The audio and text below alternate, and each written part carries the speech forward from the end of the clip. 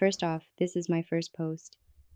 I apologize for any faux pas, spelling, grammatical errors.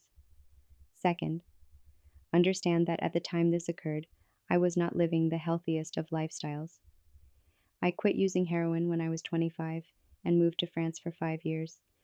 I just recently moved back to the States this past summer. This is relevant because it speaks to my mindset at the time all of this occurred and why I was comfortable taking the absurd risks I took. I was a drug fiend. Anyway, on to the story. When I was 20, I had moved from Baltimore to the Eastern Shore, thinking the distance would help mitigate my habit. It didn't.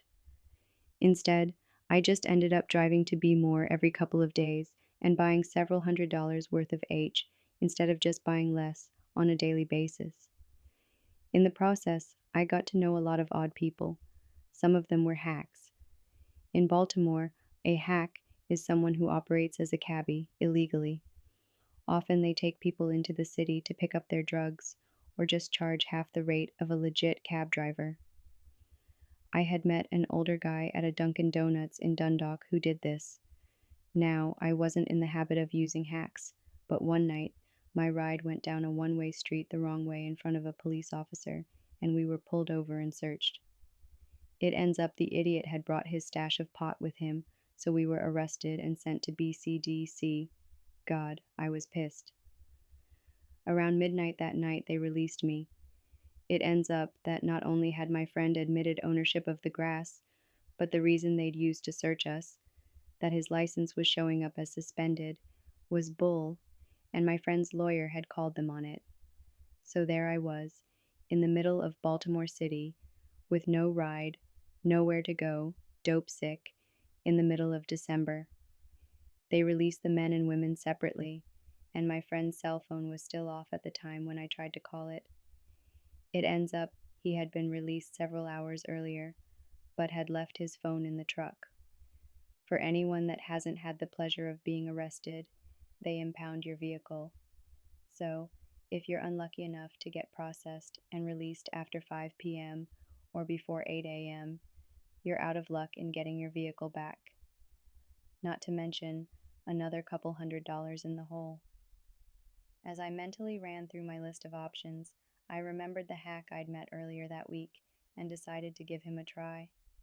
I figured that at the least, if he was still awake, I could pay him to help me cop and drop me off at the Greyhound bus station to wait out the night. Well, I called, and not only was he up and about, but he was also only about a 10-minute drive away from where I was being released. The fact that he was still up and about at 1 in the morning may have given normal people pause. I just assumed he was probably a crackhead, tweaker, or someone along those lines, and wrote it off as luck. Within half an hour, he showed up, and I clambered into the long gray sedan, just grateful to be out of the cold and back on solid ground. Now, to give you an idea of the way this guy came off, the best way I can think to describe him is gray. Everything about him was just gray. His vehicle was a medium, dinged up gray, his hair was longish, and a deep, solid gray. Even his pallor seemed gray. I remember he had the face of a postmenopausal woman, sort of jowly, if you know what I mean. Software. In retrospect, the guy was creepy as all get out, but at the time he just seemed unexceptional.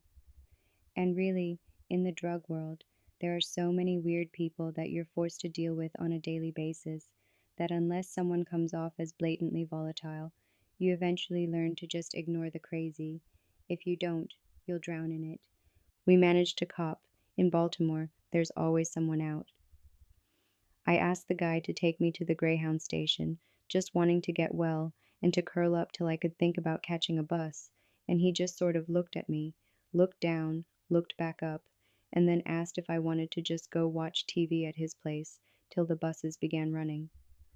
Looking back, I remember feeling a bit hesitant, but the man seemed so unexceptional, such a non-entity, that I couldn't imagine him being a threat. And if I'm entirely honest, I just wanted a clean, warm place to get it on.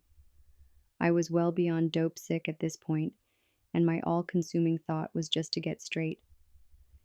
Taking my silence for hesitation, I remember him telling me not to worry, that he wasn't going to try anything.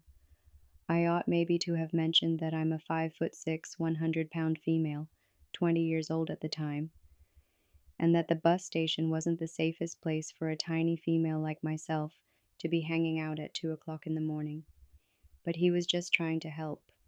Well, F me, but I thanked him, said sure, and we proceeded to drive out towards the county.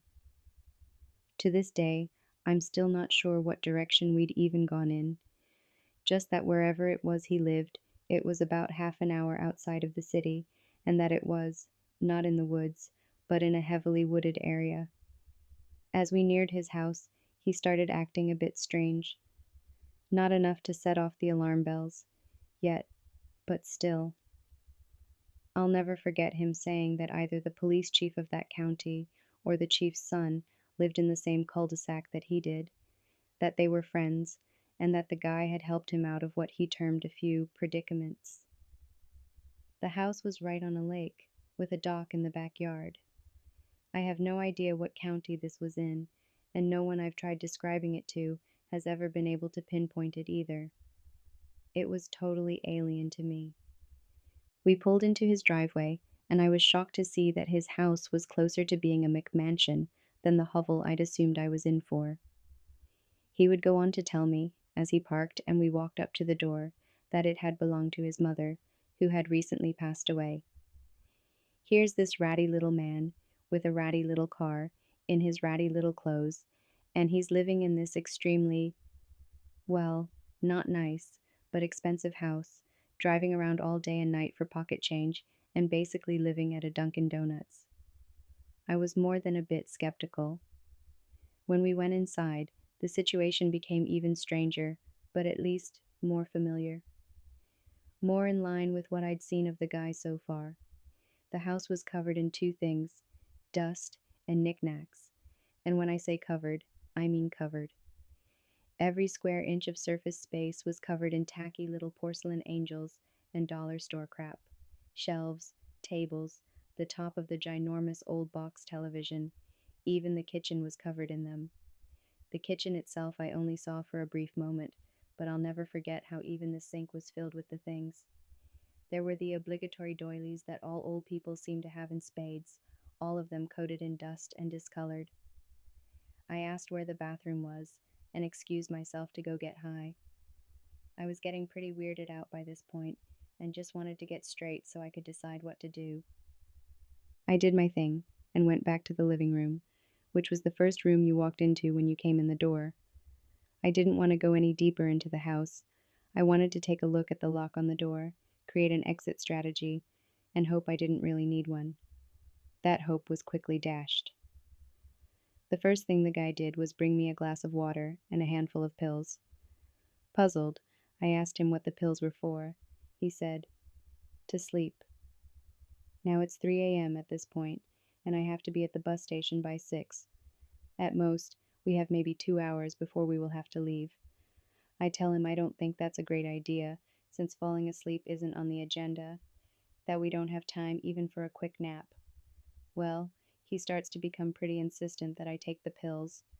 Believe me, if we weren't so out in the middle of nowhere, not to mention it being December, and bitter, bitter cold, at this point I'd have booked. Instead, I sort of laughed and took 2 of the pills out of his hand, stuck them in my mouth, and took a sip of the water, saying, "Well, what the hell." Immediately he brightened and shuffled off to get me another glass of water, which I'd requested. Looking back, I shouldn't have even drank the bloody water.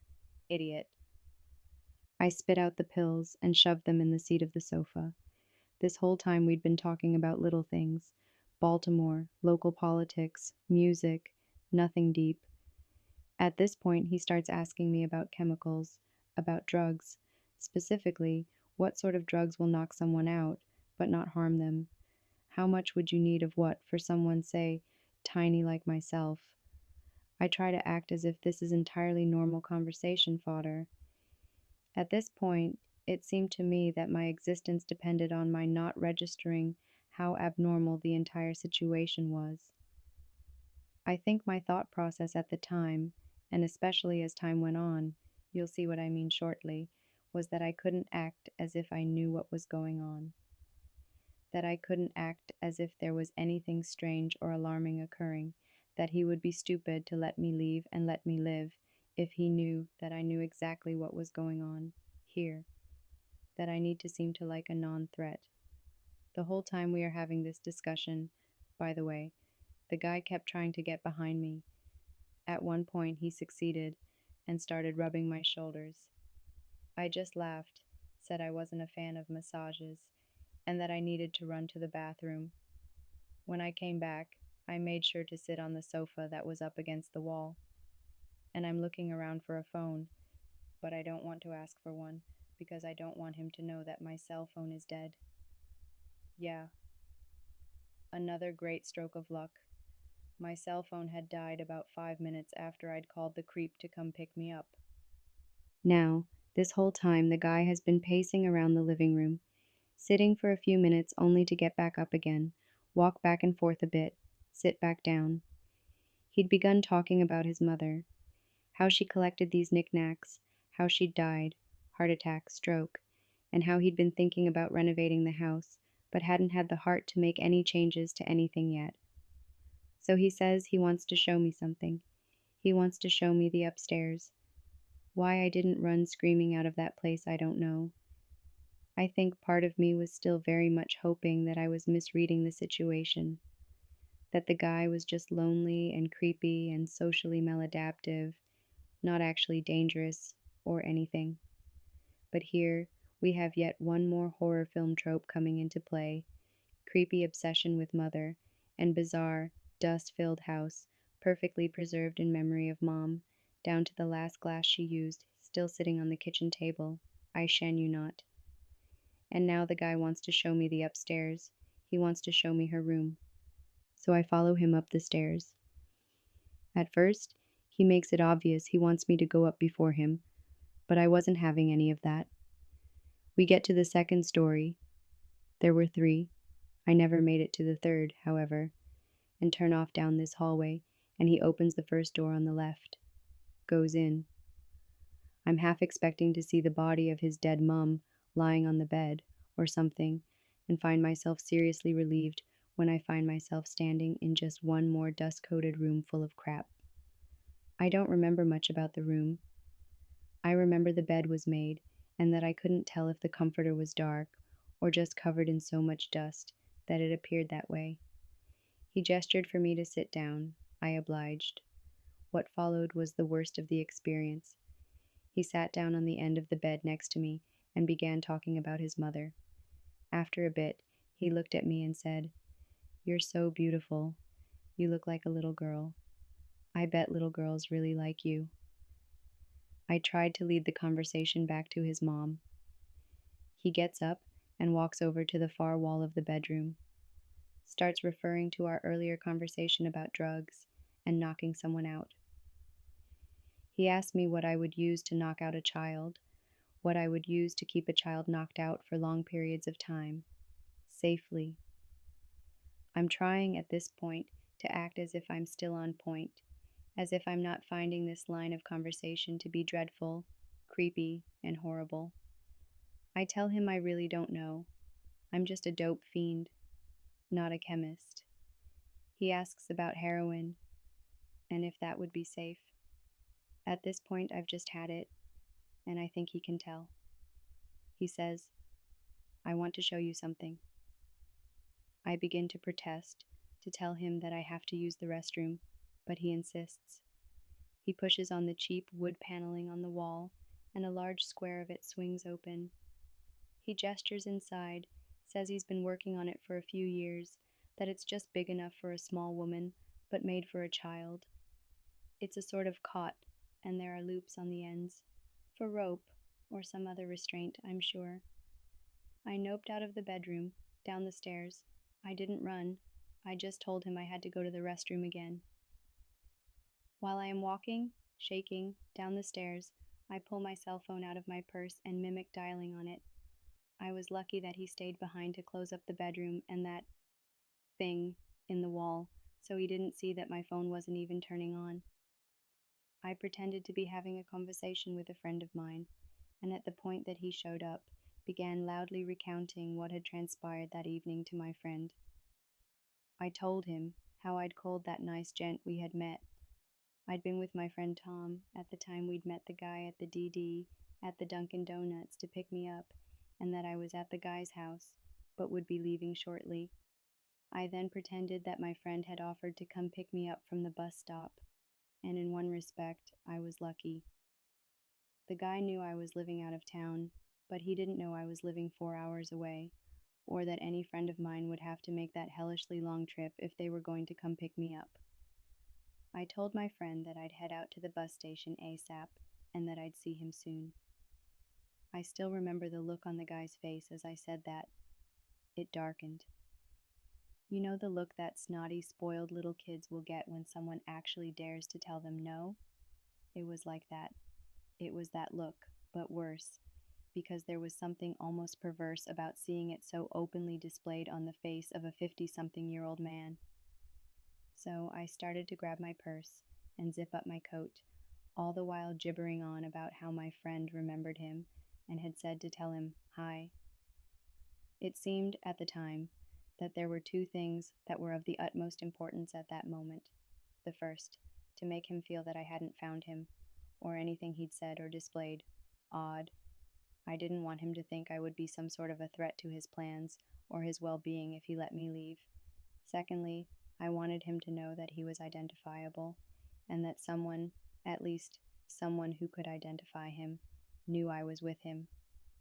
This is pretty much the end of this story, although I had one more, far worse encounter with the same guy a couple of weeks after this incident. He took me to the bus station and acted shitty the entire time we were driving there. The second encounter convinced me that not only was I lucky to be alive, but that I had spent several hours in the home of a serial killer. Do I think he had done anything yet at the time I spent that terrifying early morning in his home? Number I think he was gearing up to, though. And by the second brief encounter I had with the guy, I'm positive he had, I don't know how to put it. That uncertainty he displayed with me was gone. I think by that point, he'd crossed the line. I did take down his license number as he was leaving that morning, and I did contact a friend of mine who was a police officer. A year or so after all of this happened, my friend called me and asked if I still had the guy's information. I didn't. He'd lost it, if he'd ever really bothered to write it down at all, and there had been several disappearances of young children in the very same areas that the guy, in our second, blissfully brief encounter, mentioned that he trolled, just scoping out the little girls. I did try to find the man. I began by going to the DD that he had hung out at. The owner, who said the guy had spent every single morning there for a couple of years, told me that he had just quit coming the same week that this happened, and I think I finally figured out why he hung out there every morning. The day I went there looking for the guy, I noticed that there was a bus stop right in front of the DD, a bus stop full of elementary school kids. Part 2.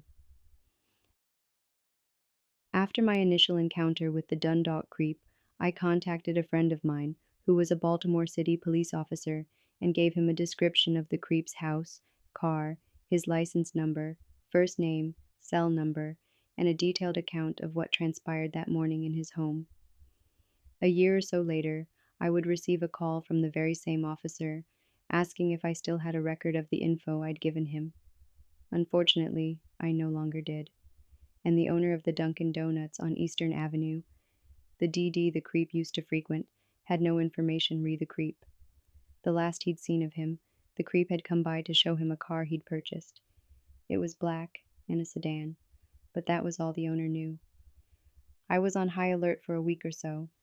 I'd received a couple of sketchy calls from a blocked number, but nothing I could pin on the creep. Life went back to normal, my normal, at least, and after a couple of weeks I was able to convince myself that I had exaggerated the entire encounter. After all, I was still breathing. So one day, Tom and I decided to take a trip to the city to pick up my stash for the next few days. Usually, when we went to Baltimore, we'd pick up about $600 worth of scramble. 70 pills, IOW. This would last the two of us about 2 days, sometimes three. I had a hell of a habit. Well, on this particular day, we decided to pick up a bit more than usual. Why, I can't remember, but the entire trip was cursed from the get. We were late leaving the shore. There was an accident in the harbor tunnel that ended up backing up traffic for a good 3 hours, and by the time we made it to East Bemore, my contact had dipped. I ended up getting in touch with another guy who sold out of Dundalk, so we went down to Erdman Avenue, the same Erdman Avenue the Creeps Dunkin' Donuts is on, and I had Tom park in the Goodwill parking lot so that I could go find my guy. Most of my contacts knew Tom, but this guy I was going to meet was one of those paranoid hitters and wouldn't serve me if he even saw Tom's truck in the vicinity of where we were meeting. So I had to hoof it. I can't remember exactly where it was he wanted me to meet him, but I'm fairly certain it was on Dundalk Avenue, or Merritt Boulevard, one of the large roads that run through Dundalk like a vein. Whenever I'm in the city and I have to walk anywhere, I employ the look down, look at your feet, never look a stranger in the eye. If a car honks their horn at you, do not respond method of minding my own business. A large part of the reason I do this, the unspoken reason, is because a lot of people will assume that you're a hooker if they see you walking. Generally, if you don't respond when they honk their horns and holler at you, after a bit they'll leave you alone. And don't forget the police and the undercovers. It's their job to harass you a bit and to see if you respond, to see if you're doing business, or merely an unlucky member of the vehicleless tier of society. On this particular day, I remember being more than a little spooked at the absence of traffic. It wasn't a nice day. It was overcast, gray, a standard January afternoon in Baltimore, but it wasn't abnormally shitty either. There was certainly no reason for it to be so quiet. I was walking down one of Dundalk's larger roads. The traffic should have been steady. There should have been a few people shopping and walking about at least, but nope. It was just me and the occasional ragtag car. I was about a mile down the road from my meeting point with my dealer when a black sedan pulled up next to me. It was the creep. He opened the passenger side door from the inside and told me to get in. Now, I seriously considered altering the story at this point to make myself look like and feel like less of a retard, but so far, I've been entirely honest in my retelling of my encounters with this guy. So I'm not going to start lying now. Anyway, please cut me some slack. Over the 3 or 4 weeks that had passed since the incident at the creep's house, I'd spent a fair amount of time talking myself into believing that I had over-dramatized the whole encounter. That maybe that little room in the wall with the cot hadn't been what I thought it was. In short, I had tried to convince myself that I was just a H-addled junkie who had blurred the line between reality and fantasy. So when the creep pulled up and told me to get in his car, there were a lot of reasons why I did just that, instead of doing what a sane person would, and start screaming, running, and pitching a fit, and just generally noping the hell out of there. I've tried to figure out why I did what I did that day, and all I can say is that, between having convinced myself that there was no way I'd actually experienced what I thought I had, and my dislike at the feeling that I'd been a giant coward, I felt sort of compelled to face the guy and verify that no, there was nothing strange going on, and that it really had all been in my head. At the same time, there was another dynamic at play. The fact that I was still sickeningly afraid of the creep. I remember pulling back from the open door of the car and looking around, looking at the whole lot of no one and nothing on that street, and thinking that if I didn't go willingly, he could easily run me down on his own. I told him I was busy, that I was on my way to meet my guy, and he said that was fine. He'd take me the rest of the way and drop me off, that he'd even take me back to wherever I was going afterwards, if I wanted him to. So I got in the car. I was terrified. And I fell back into the same routine I'd utilized the first time around, acting disoriented, high, harmless, and glad to see him. I asked him what he'd been up to. He said, in a perfect monotone, that he'd tried to call me. Why hadn't I answered? I explained that I used throwaway cell phones, and that I'd acquired a new one once my minutes had run out on the other phone. Now, remember I said that I had only been about a mile or less from my meeting point with my dealer when the creep pulled up. My hopes were pinned on him keeping his word and actually taking me where I needed to go. If that happened, I thought, then everything was okay. I didn't need to worry, but of course it didn't. When he blew through the light we needed to turn at, I told him he'd missed my stop. "Oh," he replied, "don't worry. I'll take you where you need to go. I just wanted to talk to you for a minute first." I just felt sick to my stomach. He pulled off of Dundalk Avenue, and I could see that he was turning into one of those little parks they have dotted throughout the city, parks with jogging paths and a few token toys and swings for children. If I recall correctly, there was some sort of school or other government building in the background. I remember thinking that as soon as he slowed down just a bit, I was going to jump out of that car. I also remember thinking that I needed to relax, that if he even thought for a moment that I was beginning to freak out, my chances of him slowing down or giving me any sort of out would be nil. You see, the whole time I was sitting there looking at the door lock, the area we were in, etc., he was going on about how he'd been looking up sedatives and wanted to get some Xanax and some other benzodiazepines, how he'd really like my help, and how he'd been scouting out the park we were in, ATM, as well as other parks throughout the city and county, and how he was certain that with someone like me by his side to help lure little girls back to his house, he could fulfill his dream. That my appearance and my presence would provide the little girls with a sense of security and comfort during their time in the cot. He said, and here is what terrified me the most, that he could use the dock behind his house to get rid of the bodies. I've never disliked myself more than I did that day. The whole time he was talking about all of this, I'd been doing two things. One, I had begun to slouch down in the passenger seat with my eyes almost shut, trying to act as if I had nodded out. I could only see him a little out of the slit corner of my eye.